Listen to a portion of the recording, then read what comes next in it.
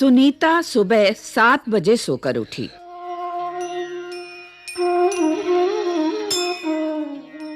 कुछ देर तो वो अपने बिस्तर पर ही बैठी रही। वो सोच रही थी कि आज उसे क्या-क्या काम करने हैं। उसे याद आया कि आज तो बाजार जाना है। सोचते ही उसकी आंखों में चमक आ गई।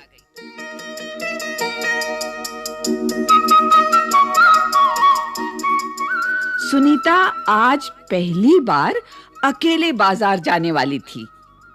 उसने अपनी टांगों को हाथ से पकड़कर खींचा और उन्हें पलंग से नीचे की ओर लटकाया।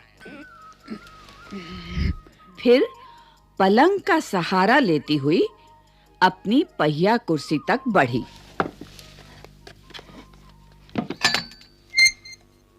सुनीता चलने फिरने के लिए पहिया कुर्सी की मदद लेती है।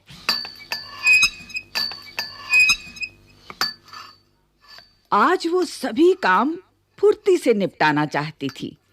हालांकि कपड़े बदलना, जूते पहनना आदि उसके लिए कठिन काम है, पर अपने रोजाना के काम करने के लिए उसने स्वयं ही कई तरीके ढूंढ निकाले हैं।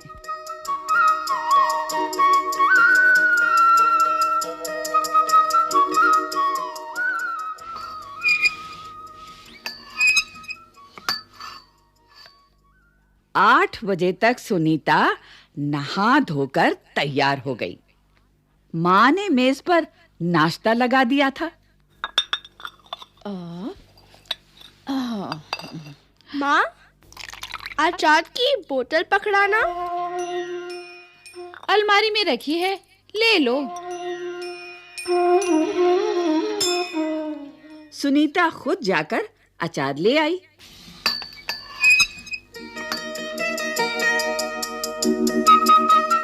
माँ, बाजार से क्या-क्या लाना है? 1 किलो चीनी लानी है, पर क्या तुम अकेले संभाल लोगी? पक्का।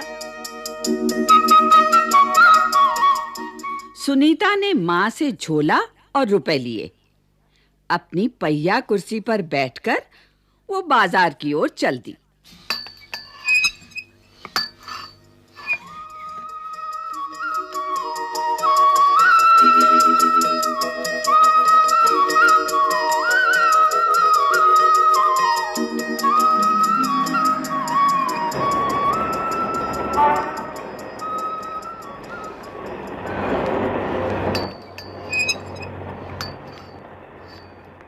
सुनीता को सड़क की जिंदगी देखने में मजा आता है।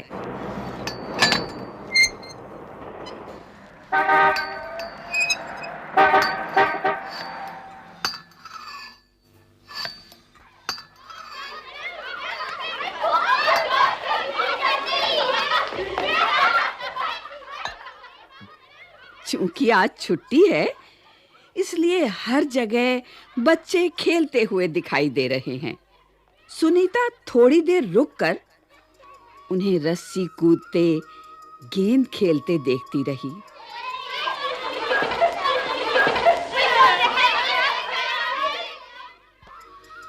वो थोड़ी उदास हो गई।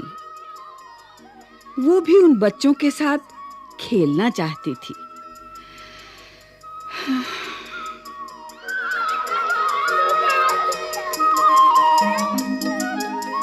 खेल के मैदान में उसे एक लड़की दिखी, जिसकी माँ उसे वापस लेने के लिए आई थी।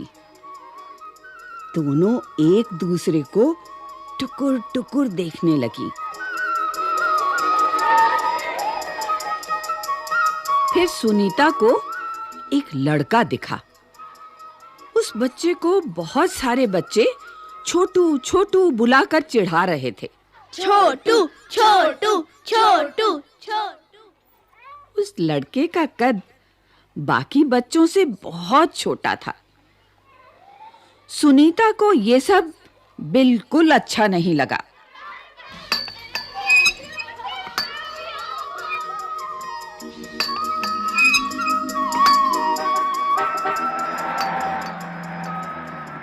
रास्ते में कई लोग सुनीता को देखकर मुस्कुराए, जबकि वो उन्हें जानती तक नहीं थी।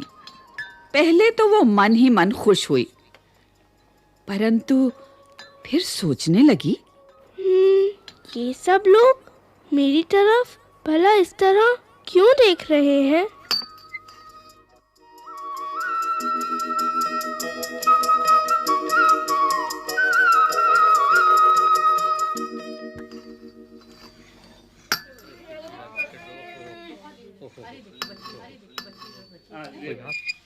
खेल के मैदान वाली छोटी लड़की सुनीता को दोबारा कपड़ों की दुकान के सामने खड़ी मिली। तुम्हारे पास ये अजीब सी चीज क्या है? ये तो बस एक... सुनीता जवाब देने लगी, परंतु उस लड़की की माँ ने गुस्से में आकर लड़की को सुनीता से दूर हटा दिया। इस तरह का सवाल नहीं पूछना चाहिए फरीदा, अच्छा नहीं लगता। मैं दूसरे बच्चों से अलग नहीं हूँ। सुनीता ने दुखी होकर कहा। उसे फरीदा की माँ का व्यवहार समझ में नहीं आया।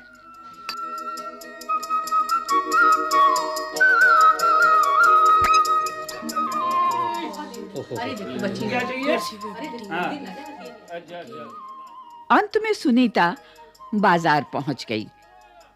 दुकान में घुसने के लिए उसे सीढ़ियों पर चढ़ना था।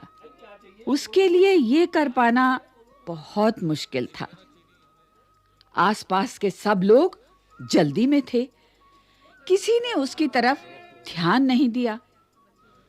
अचानक जिस लड़के को छोटू कहकर चिढ़ाया जा रहा था, वो उसके सामने आकर खड़ा हो गया। मैं अमित हूँ। क्या मैं तुम्हारी कुछ मदद करूं? मेरा नाम सुनीता है। सुनीता ने राहत की सांस ली और मुस्कुराकर बोली, पीछे के पैडल को पैर से जरा दबाओगे? हाँ हाँ जरूर। कहते हुए अमित ने पहिया कुर्सी को टेढ़ा करके उसके अगले पहियों को पहली सीढ़ी पर रखा।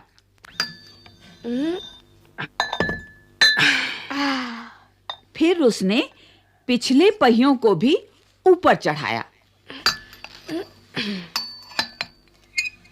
सुनीता ने अमित को धन्यवाद दिया और कहा, अब मैं दुकान तक खुद पहुंच सकती हूँ।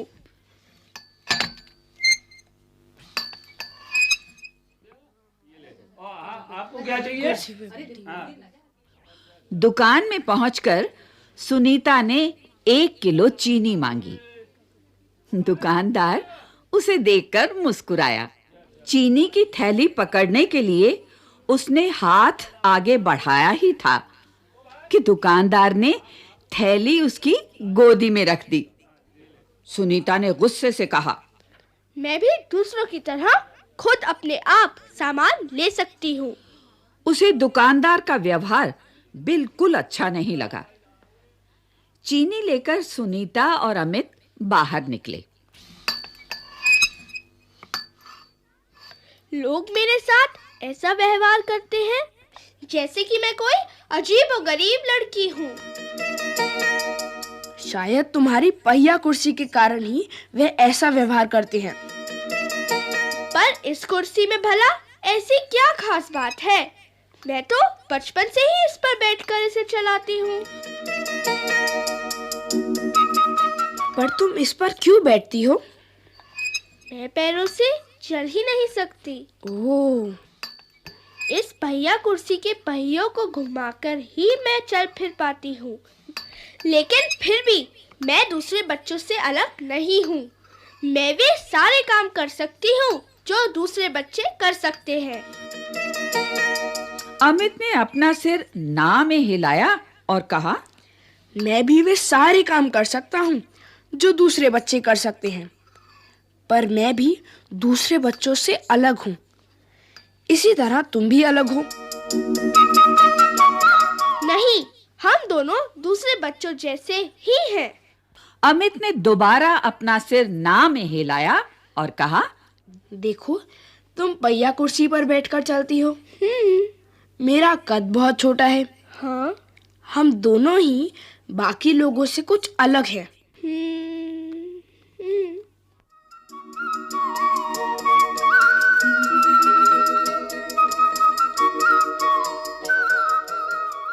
सुनीता कुछ सोचने लगी। उसने अपनी पहिया कुर्सी आगे की ओर खिसकाई। अमित भी उसके साथ-साथ चलने लगा।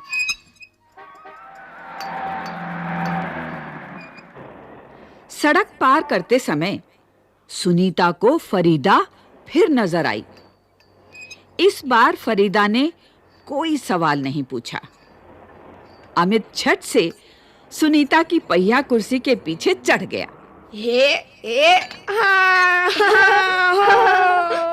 फिर दोनों पहिया कुर्सी पर सवार होकर तेजी से सड़क पर आगे बढ़े।